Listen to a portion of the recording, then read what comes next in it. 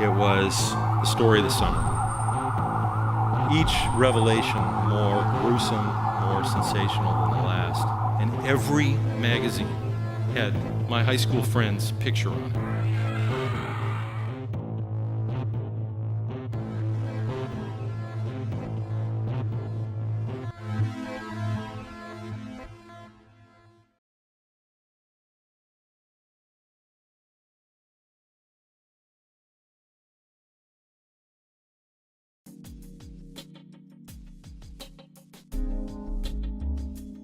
I'm here tonight, as Bob said, to talk about my new book. And the reception to this has been everything that I'd hoped it would have been when I started it as a germ of an idea 20 years ago, which is just nuts. And there's some valid reasons why it took so long, and which I'll get into in a minute. Some of you here are probably graphic novel fans, but this book has seemed to have broken out of that graphic novel field where I've been firmly entrenched for the last 25 years to a broader audience. And if you're not used to reading graphic novels, I'd like to offer a little bit of advice as you approach this book. And I realize some of you have read it and some of you haven't. And don't worry, I won't give anything away. You don't read a graphic novel the way you read a printed book. It's closer to how you view a film.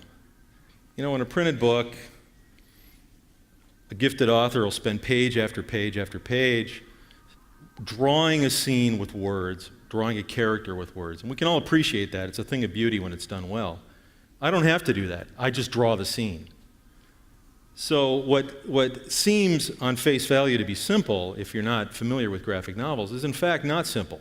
You have to look in the background. You have to see what's going on in layers of the drawing. You have to see how the creator pieces the narrative together, how the page flows. This is the opening scene of the book, and let me deconstruct this scene a little for you so you can get an idea of what I'm talking about, and how I think as I compose a page. Believe it or not, it's just not sitting down and drawing.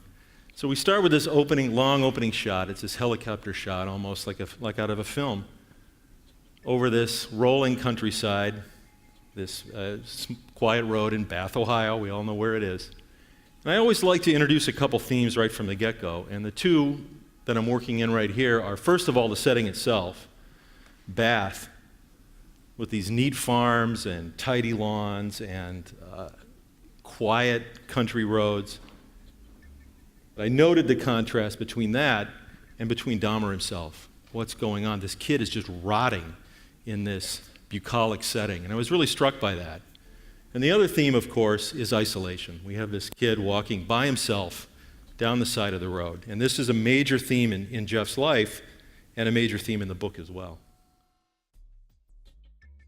A couple weeks in, I got together with a few of my friends, Mike and Neil, they're characters in the book, and they were part of this small group of band nerds that form my inner circle.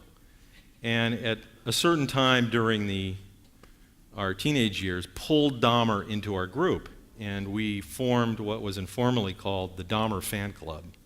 I won't give too much away for those of you who haven't read the book.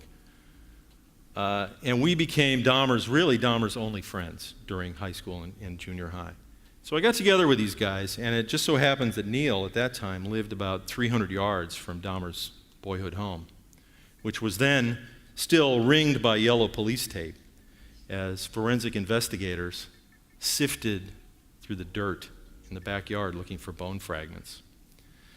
And we sat there in his house and shared stories about our friend, who at that time we hadn't seen in 13 years since high school graduation. After high school, he just vanished, dropped off the face of the earth. Even though he was still in the area off and on, no one ever saw him, none of us. Now, there was a very valid reason for that. He had already killed. But we didn't know that, of course. So we sat there in his family room sharing stories. And we'd kept in touch, and frequently we'd get together and we'd share stories about old times once in a while and, various freaks and geeks that we knew. Sometimes Dahmer's name would come up, sometimes not. We'd tell a few stories that we liked to tell and laughed at the retelling.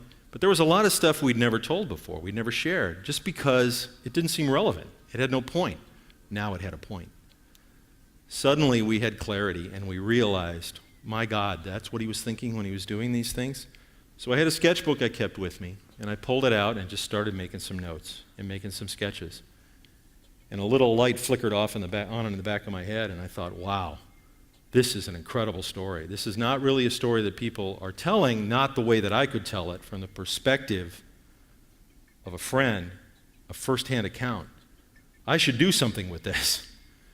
That's the genesis of this book.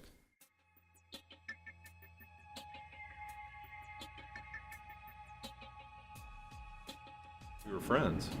I mean, that's the whole point of the book, My Friend Dahmer. We were friends from 7th grade until high school graduation. So that's what the book is about. That crucial period during our adolescence where Dahmer steadily, marched inexorably toward the edge of the abyss. And right after graduation, killed his first victim and became the Jeffrey Dahmer we all know.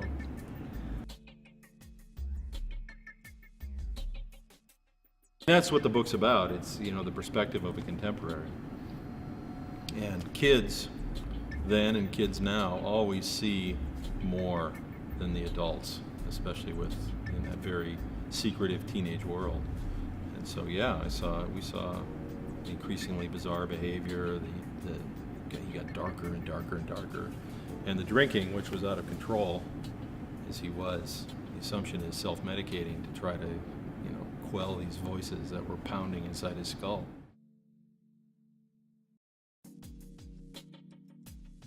For a while he amused us because he was a funny guy and it was bizarre behavior, but we pulled him into our circle for a while, a small group of band nerds that were my inner circle.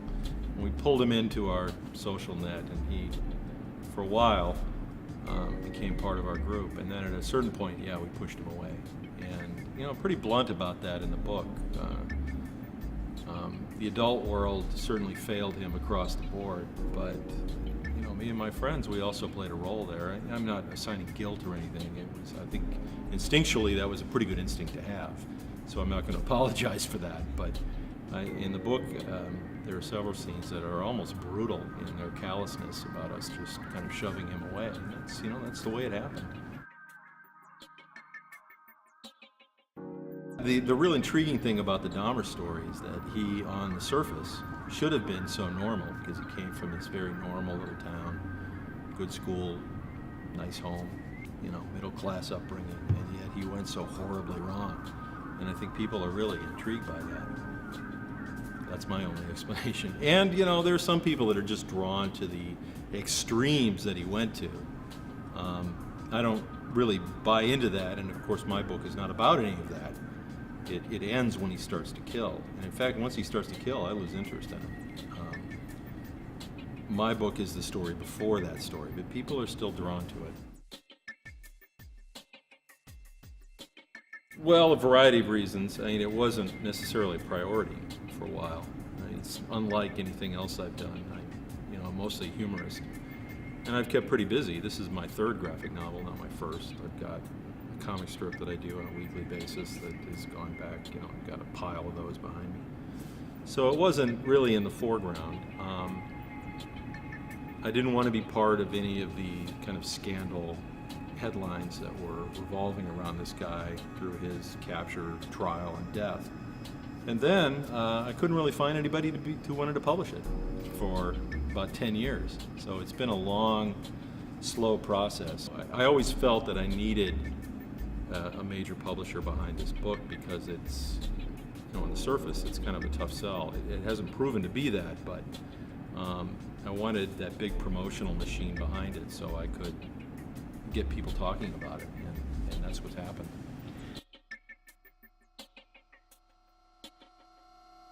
Well, yeah, sure.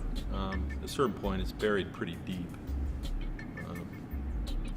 My style really kind of emerged out of those people, to be sure, but then it got shoved through this post-punk filter and emerged on the other side of whatever it is. I don't think that it really looks like anything anymore.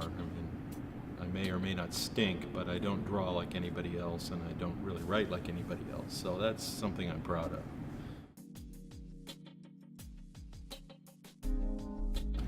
Well, Abrams.com has everything about the book. DurfCity.com has general information on me and the work I'm doing, and I'm all over the place.